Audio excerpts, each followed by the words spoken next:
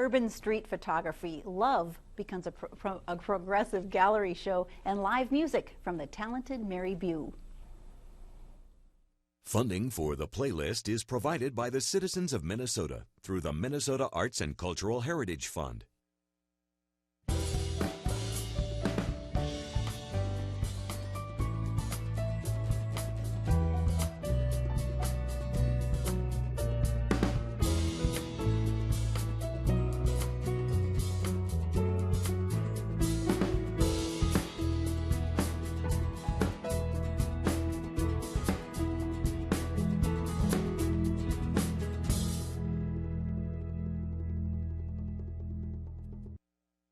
Her music is part poetry, part journey, and all original. Mary Bew is in the studio tonight with her keyboard and her band. Please welcome Mary Bew to the playlist.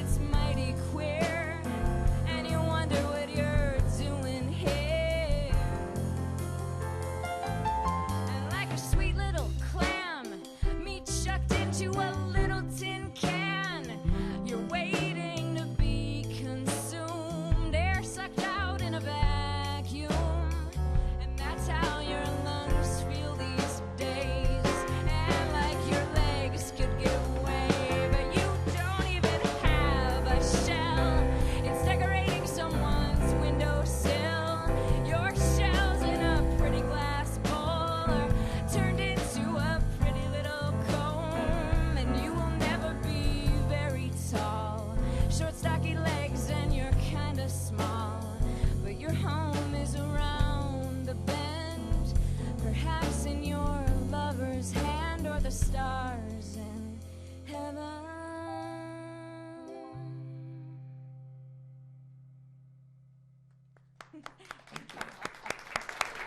Awesome. Excellent. Well, there's more music from Mary a little later in the show. And now, in the spirit of love, the annual Love at the Snoodle celebration encompasses 2 Duluth art galleries this year. It has inspired dozens of artists to create new work for the show. We begin the conversation where the progressive gallery hop begins.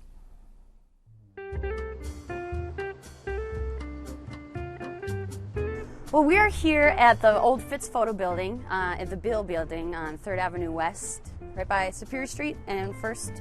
This particular space has 3 street side windows, so we're really fortunate that way. And right now we're just getting psyched up for Love at the Snoodle. It's going to be our next grand event. This year's the all-out blowout is what we're kind of calling it, because we're using the 2 spaces, Snoodle Studio and Stagecoach Gallery. What my job is to do is stage commercial settings with local art. I thought that would be a great way to promote both the retail spaces and the local artists, because it's just such a wonderful opportunity that I think that we should take advantage of that. So this is our gallery space. January's artist is Simon Gray, so that's his work on the walls here. So during the Love at the Snoodle event, we'll be using both spaces. In this space, we'll have Hattie Peterson playing and some mixed music. This work is by Jonah Cannon, and this is Ryan Tischer, and they're both going to be part of this year's Love at the Snoodle event. This year's theme is pears. So some people interpreted that as the fruit, the pear, and some people interpret it as two or a couple. So make a piece of artwork based on love, and then the little twist is the pears. It's unique that I happen to have the studio and the gallery downtown, so then it really kind of correlated this pear aspect in a larger sense with both the gallery spaces. So this is the stage for the puppet show. It's called Bionic Wow, and this will be the 4th year of doing the show. There's basically these two barbarians, and they talk about love, and then there's another scene where all these people come together and they kind of go on these traveling exhibitions together. Last year they went into space and saw the planets. For pears, I'm still thinking that we might do some space aspect. But it's still in the works. Well, Tanya Bergeson joins us in the studio tonight to talk about Love at the Snoodle. Welcome to the playlist, Tanya. Great, thanks for having me. Oh, it's really cool that you stopped by. And so tell us about Love at the Snoodle. How did this get started? Well, I got started 6 years ago to celebrate the opening of a gallery space. I had the ceramic studio there for 2 years, decided to upgrade a little bit and open up the gallery. And how has the event changed? More and more artists this year, including the second space downtown, the Stagecoach space. Snoodle is located by the Duluth Zoo, and then the Stagecoach place is downtown on 3rd Avenue West. Okay, so opening it up to 2 locations, it makes it more complex, but I understand you have transportation already arranged for people to migrate. Yep, we're having some limousine buses, some party buses, bringing people back and forth so everybody's safe. Starting at the downtown location and then going to Snoodle, having fire performance there and music and of course art, and then taking the buses back to the downtown stage for a laser show, more music, and of course art. So is it exciting or terrifying to plan something of this scale? Well, taking on 2 parties on one night, I didn't really know I was up to that. You kind of put stuff in front of you and then just kind of work through it. So it's been a lot of fun. I get to work with all these artists. There's 37 artists involved right now, 3 performers and the fire spinners. So I get to incorporate my time with them, and that's enjoyable for me. Yeah, and you put their artwork out there for a lot of us to enjoy. Yeah, and then the night of the reception, February 11th from 5 to 11, anybody can come and meet the artist, and of course all the artist's artwork is for purchase for Valentine's or just for any day special gifts. That's really cool. So you are the founder of the Snoodle Studio and Gallery. Yeah. Tell me a little bit about your studio. You're a ceramic, I know you as a ceramic artist. Yep, I'm a ceramic artist. I also teach at Lake Superior College in the art department. The studio was a working space for me, and then I thought, well, I have this great space. I can open it up to the community. So I started offering community classes there. Anybody can come involved. You don't have to have any experience. You just come in, work on the potter's wheel, hand build, 1-hour lessons, group lessons. So it's a lot of fun, and it's really easygoing. Well, I know a special Girl Scout in my world that has had a chance to come out and make things and then go through the firing process and glazing and learn a lot of stuff. Yeah. So they get the whole gamut of all the processes. So why expand the studio into a gallery space, or did that happen at the same time, or was that one followed the other? Yeah, one followed the other. The studio has been open for 8 years, the gallery for 6 now, and just to showcase artists, to really allow people to come in and see the artwork from artists regionally, nationally, and then I've even had international artists showcase before there. So, Well, I think Snoodle adds a lot to our community, as do you. So yeah, thank you. Yeah, and I would like to thank the sponsors too. We're having Lake Superior Brewery, the Thirsty Pagan Brewery sponsor, and what is it? The Smokehouse, Northern Waters Smokehouse is also providing treats for this year's event. So it's a great time. So if you want more information, Love It the Snoodle happens Saturday, February 11th and starts at 5. Artwork from the show will be up through the rest of the month. And the best way to make contact is through Facebook. Just search for Snoodle Gallery and Studio and Gallery. And we'll be back in a minute.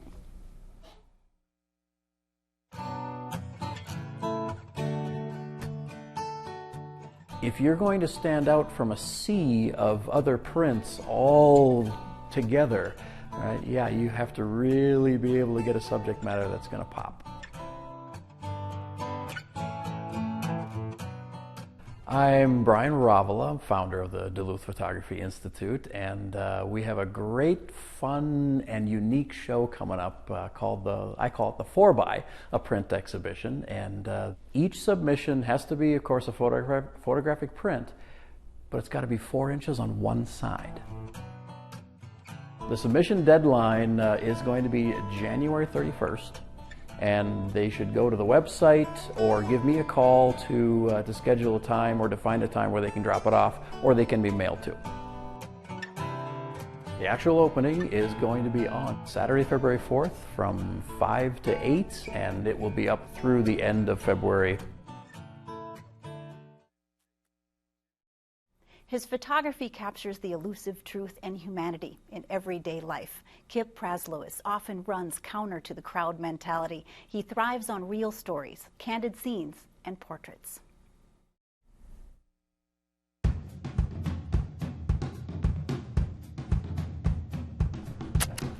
Everything's a good subject.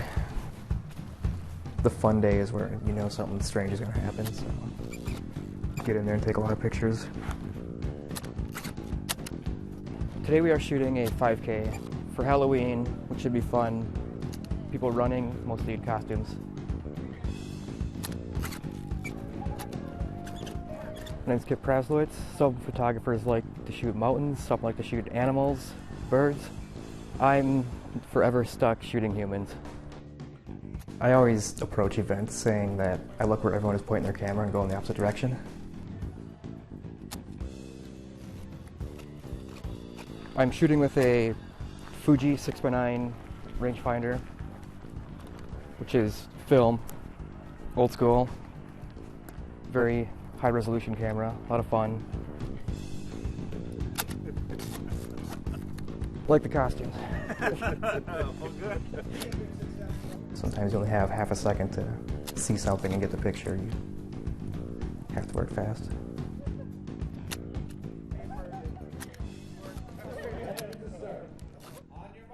It's just keeping a keen eye and waiting, anticipating that kind of moment and striking it when it hits. If I'm going out, I'll just bring a camera along and hope for the best. One day at work, look out the window, see a car get hit and roll over, take some pictures. You can tell where it is. It's very, very landscapey, but about a car crash. I like to think of most of the work is more about the environment and the person's just a piece of it. It's not really about the person in the picture. It's kind of a mix between the two. This just says a lot about just living in this area to me. Because you can't really take this picture in New York City. It is a snapshot in a way, but it's very kind of premeditated in a way. Like I stood there for a while and just waited for the right instant. I saw it before it happened and just had to hang out for a bit. It's a mystery every time, and it's a lot of fun just to work with the unexpected. If the whole scene just feels like it flows for me, I just go with it, but it's not that uncommon for me to set it up and be like, this isn't working, and just let's try something else.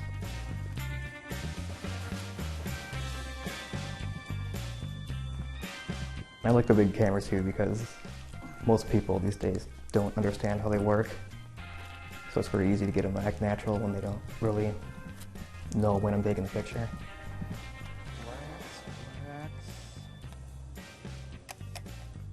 I was just thinking about it when I was having my picture taken there. We live in a time when having your picture taken is sort of a trivial thing, and you don't tend to think about it. Maybe you have your picture taken a couple times a day, but when they're doing a photo like this, it's sort of an event, and it really makes you think about what it means to have your picture taken.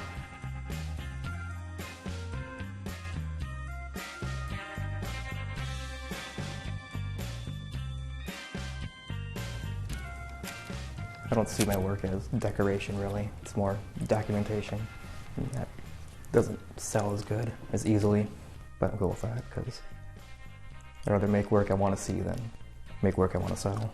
All right. You're done.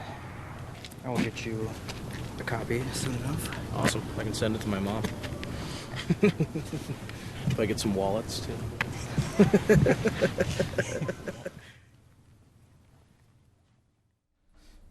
You'll find a link to more of Kip's work and information on the playlist on our website, theplaylistonline.org. Please check us out on Facebook for updates, and you can also follow the playlist on Twitter. Now, the artwork in our studio tonight comes from Lizards Art Gallery. Rutledge, Minnesota artist Amy McKnight shares her painting, River in Autumn, and three-dimensional work from Rob Glibbery, Sharon Meyer Postens, and Tom Myers fill out the space. Now, you can see work from all of these artists and more at the Lizards Art Gallery in downtown Duluth. And now, please welcome back Mary Bew.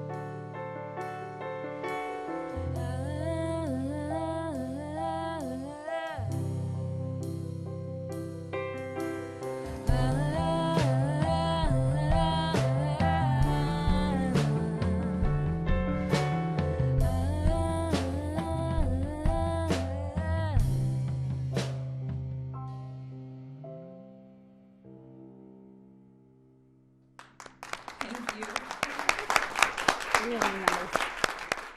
Thank you so much. Thank you for taking the time. It's my pleasure. It's Absolutely. really cool. So, Mary Bew, Yes. will you introduce your bandmates? I would here for a love second? to, because they're fantastic. Matt Mobley on the bass over there. Yay! And Dave Frankenfeld on the drums. Awesome. Yeah. It adds a lot. I know. That's very cool. It changes everything. So the name of that song is Maps and Calendars. Yes. And I know you've done some traveling.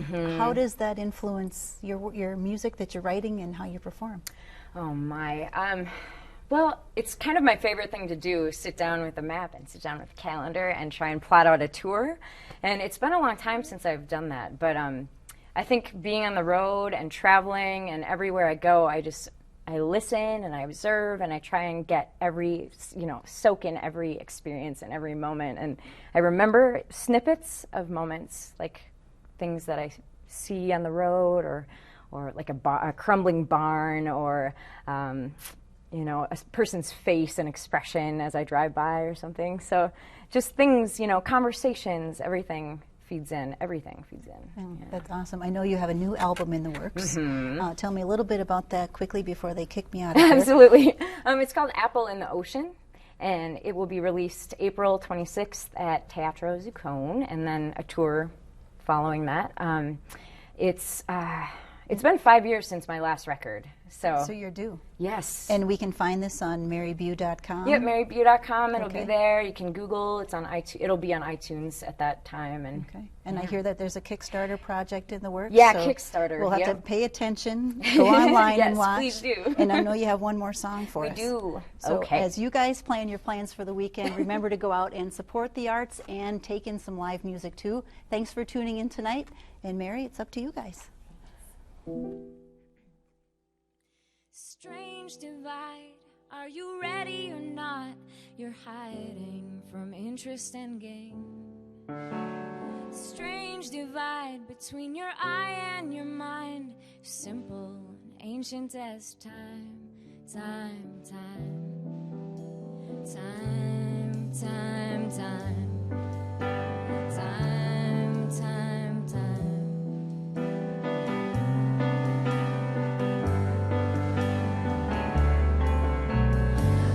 Turn this little girl in, she's looking around, she's got her eye on him, and him, and him.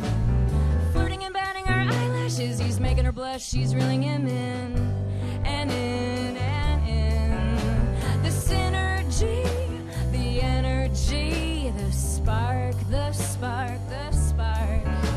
What happens when the spark turns dark?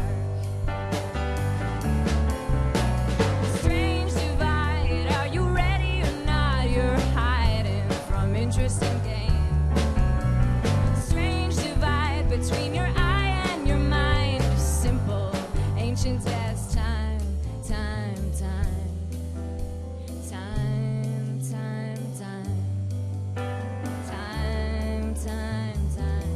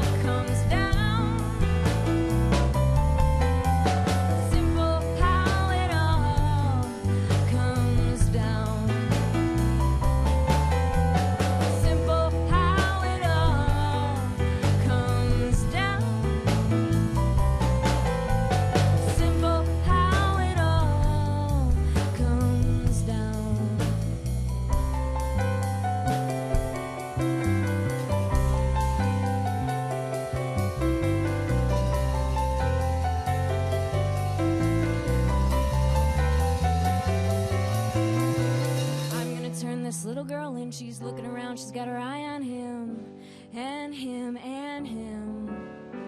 Flirting and batting her eyelashes, he's making her blush. She's reeling him in, and in, and in. The synergy, the energy, the spark, the spark, the spark. What happens when the spark turns dark?